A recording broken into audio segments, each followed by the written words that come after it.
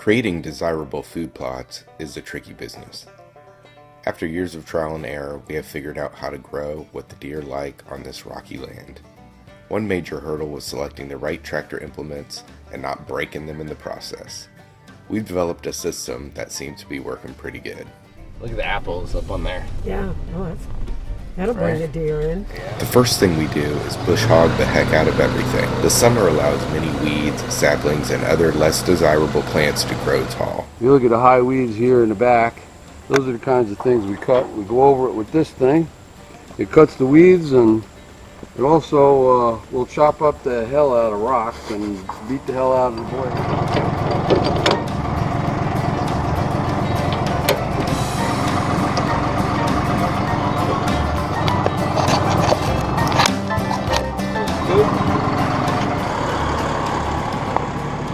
Running the bush hog out here is a little crazy because you got to watch out for those rocks. So you got to keep it high enough that you're not hitting any of the big rocks. Well, you just see a rock kick up right up over there. After the bush hog knocks everything down, the second step is to remove as much of the clippings and any rocks that have turned up on the field. So there's the rake on the back. We primarily bought that to get rocks out of the field. But it's good for getting all the extra brush out of the field so we can get that seed down into the dirt. And then any rocks that get kicked up while we're in there, we'll get dragged out with that guy. If you want to know more about the Massey Ferguson, we have a video that was on our original channel called Rock Wall Adventures. So here comes John doing the rake job. Raking it up right there.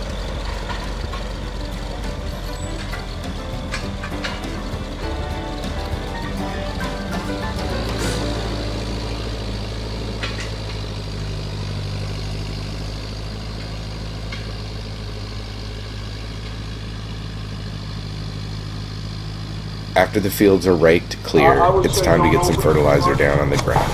We use a 10-10-10 fertilizer and apply it evenly across the fields.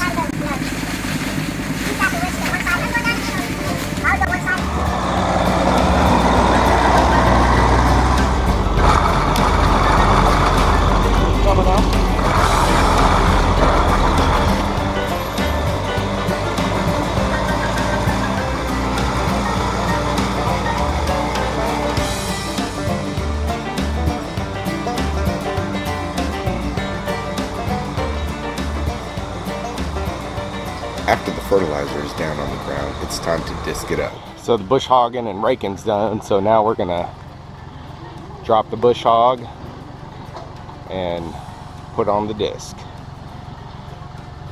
King Cutter. Good. More, a little more, a little more. Look, there, yeah, there we go. The angle of the discs are critical, and if too severe or with too much pressure, a well-placed rock will snap the disc right off, or worse, bend the shaft. You mean that we're gonna bend it on some rocks angles? Yeah.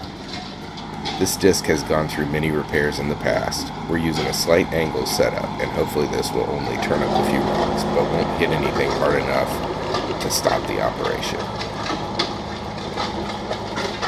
After the ground is good and disked, we use the same spreader used to put down the fertilizer to spread our seed. We have used lots of different seeds over the years, and we've zeroed in on Megaplot. We have used it consistently for a few years, and it is a good blend of price and plot result. This year we'll be putting down a healthy layer of fresh seed to ensure a good yield. We run a line down the middle of the field first, and then one about a third of the way over on each side. We do this to avoid too much coverage on the sides and ensure there's plenty in the middle. After you're done with your plowing and your disking and you're pretty much smoothing it out, and you plant your seed, you run this over the top, and it's supposed to push the seed down into the sod and kind of pack the sod down. What we wound up with this is we probably won't use this again either. After the seed is down, the old man debates the usefulness of the cultipacker. Steve is convinced this is an essential part of the process. Now the fields are ready to go, and all that's left to do is a few rain dances. We'll be back to check on the progress at squirrel camp. A productive food plot is essential to managing any wildlife population. Once you master this, you can expect to see a lot of those trophy bucks wandering through your property.